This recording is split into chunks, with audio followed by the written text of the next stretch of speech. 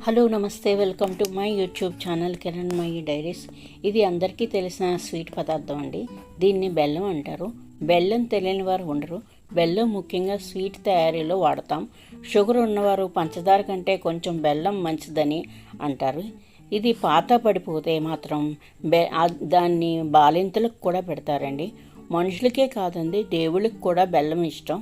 ముఖ్యంగా సకల విఘ్నాలను తొలగించు విఘ్నేశ్వరుడికి ముఖ్యంగా ఇష్టం అండి. నైవేద్యంలో పెట్టేటప్పుడు కూడా గూడోపేక్ష నైవేద్యం అని నైవేద్యం పెడతామండి. ఇంతకీ దీని తయారీ విధానం చూసేద్దాం రండి. వీళ్ళు బెల్లం అచ్చులుగా పోసి అమ్ముతారండి.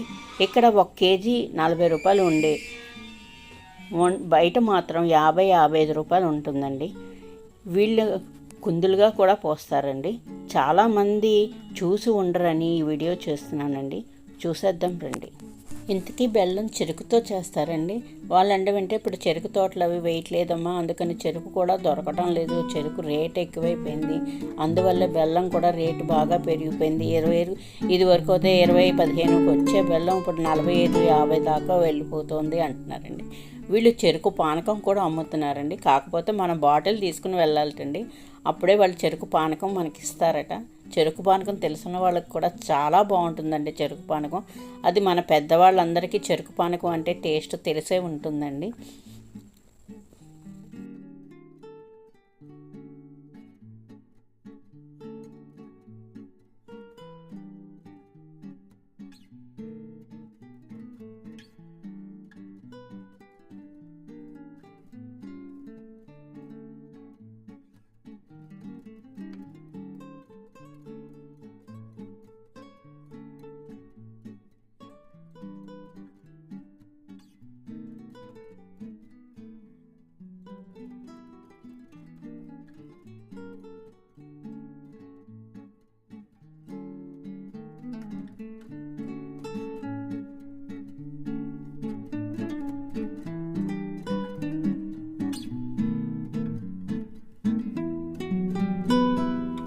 థ్యాంక్స్ ఫర్ వాచింగ్ అండి. వీడియో నచ్చితే లైక్ చేయండి, షేర్ చేయండి, సబ్స్క్రైబ్ చేయండి.